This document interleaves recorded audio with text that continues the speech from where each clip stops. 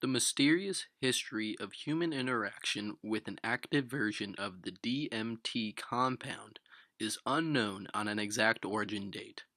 Some believe that when Moses received the Ten Commandments from God by the burning bush, he was high on dimethyltryptamine. This is because the bush was believed to be an acacia tree, a native tree to the area which contains DMT in its bark. Outside of its theorized uses, though, in Ecuador, archaeological digs have revealed proof that the DMT-containing brew, ayahuasca, has been used for over an estimated 5,000 years. It's been a part of the natives' culture ever since its discovery. Even today, many of the South American countries have made laws to allow for the natives, and even in some countries, everyone, to experience this herbal remedy brew. Outside of ayahuasca and potential encounters with DMT, the freebase form of N-Dimethyltryptamine wasn't fully synthesized till 1931 by Richard Mansky. In 1956, it was shown to be hallucinogenic. While the compound would never turn as many heads or rise to the popularity of its other psychedelics such as LSD, in 1966, it was outlawed alongside them after emerging into the underground scene.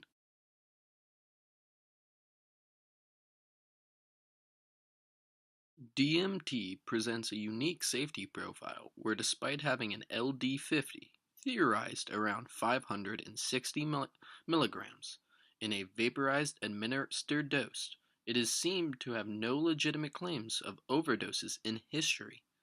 This is due to the LD50 being 20 times higher the average dose, and when smoking, a user will be rendered unconscious by the time they are close to 500 milligrams on almost all occasions. With that being said, there are some important precautions to take doing DMT though. First, get a trip sitter. They will help you take the final hit and can take the piece from you after you've smoked. This person should be someone you're comfortable with and trust. Their presence alone should be a calming sense for the trip and should improve the quality of the overall trip. Next is to be in a comfortable location after smoking. Be somewhere where you not only are safe, but you can also sink or lay down into a chair, couch, bed, or floor after you're hit. You will be rendered unconscious if you do have a breakthrough experience. You will need a open area. Third is the importance of knowing the legitimacy of your substance. If you do not cook your own dimethyltryptamine, then test the substance with a reagent test kit. These can be bought on Amazon and are legal everywhere in the world. Next is to scale out your exact dosage. Go based off the following milligram for administered an inhaled dose or vaped dose of DMT. Threshold 5 to 10 milligrams. Light 10 to 20 milligrams. Common 20 to 40 milligrams. Strong 40 to 60 milligrams. DMT can be smoked, vaporized, orally consumed, or administered through an IV. For information on dosages, individual safety aspects, and more in-depth details on those methods, check out the DMT Nexus forums. For our experience today, we will be smoking, specifically using a quartz banger and a glass pipe. Okay, wow, it's really hard to explain what as many have described as ineffable, or what cannot be described in words. To begin, the total time and duration, I guess, would be 5 to 15 minutes tops. And the effects can vary so drastically. I'm just going to run through some that you may undergo during this time span. Spontaneous physical sensation, physical euphoria, changes in observed gravity, disorientation, changes in assumed bodily form, vivid closed and open-eyed hallucinations, auditory hallucinations, thought loops, color enhancement slash distortion, tracers and after images,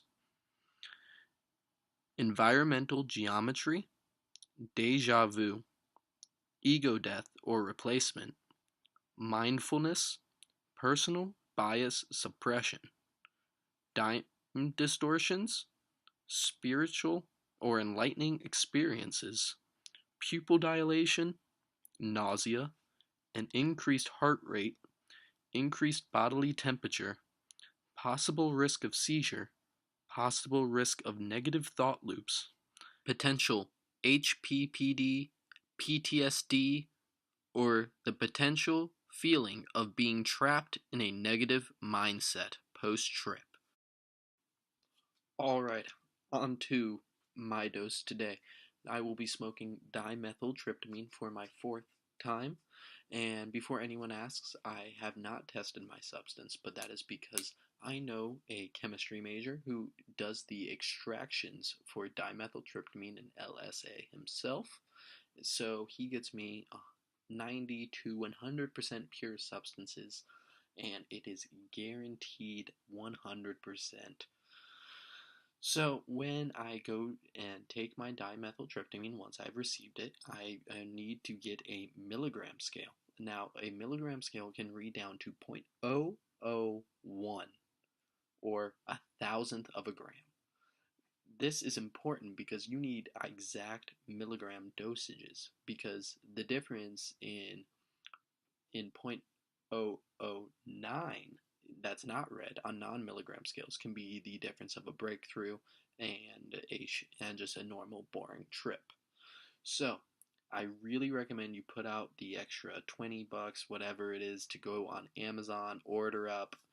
While you're at ordering your testing kits, just order up a milligram scale then and take care of that in one fair sweep. Once you have your dosages scaled out, you're going to take your small dose, and I'm going to be putting it into a folded up gum wrapper, hot dog style today. That's just easier to pour into the quartz banger. So I'm going to be just transporting it into there, and then I will be pouring it after I've heated up the nail. So without further ado, I'm going to cut to the scene of me actually taking the hit. I hope you guys enjoy. Make sure to drop a subscribe down below.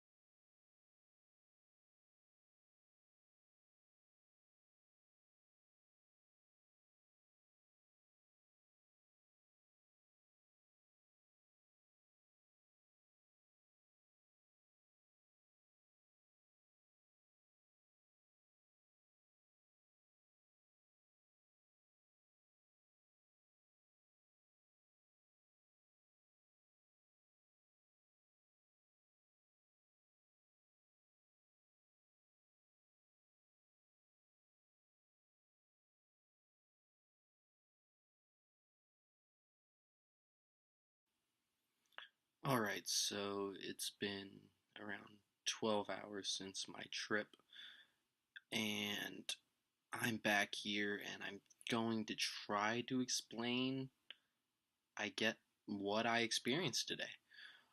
So when I first took the hit, everything began just sort of falling apart, the fabrications of it all.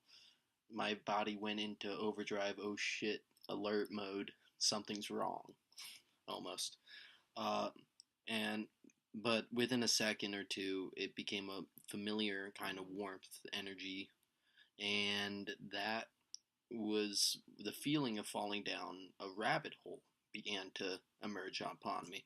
And as I began to fall down this rabbit hole, so to speak, I just shut my eyes, leaned back, and sank into the experience, embraced for the journey. So, trying to describe what was on the other side of the rabbit hole is where this takes a turn from tough to near impossible. When I was on the other side of that rabbit hole, I was greeted with bright, vivid orange, red, and yellow geometry swirling around me, swirling. Uh, and it was just mesmerizing. And it wasn't speaking to me, it wasn't doing anything. It was just swirling around me and getting closer and getting further and getting closer and getting further, and and every time it got almost in touch, almost, but never quite enough. The world began to just get more elaborate and spread out, almost like I could see further as it just created itself. Where I was on a sense that every where what I was standing on was kind of in the spot. It was spinning, yet at the same time, the level was just changing.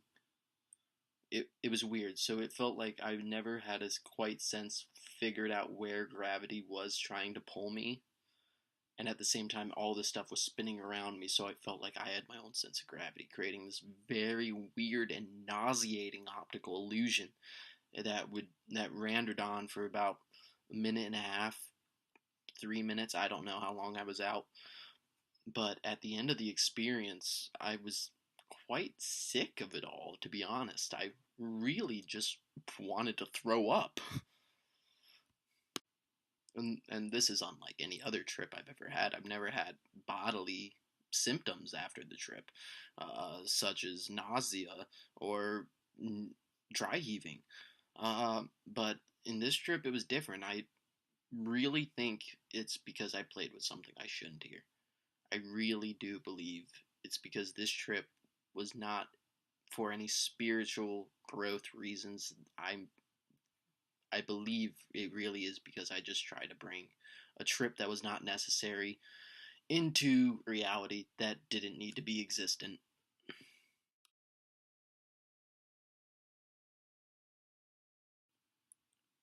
Thank you guys for watching today's video. For more details into all of today's information, please click the links below. This is a brand new channel with a monthly drug experiences and a weekly blog. So if you guys are interested and want to help support the cause, drop a subscription below. Thank you guys, and hope to see you next time.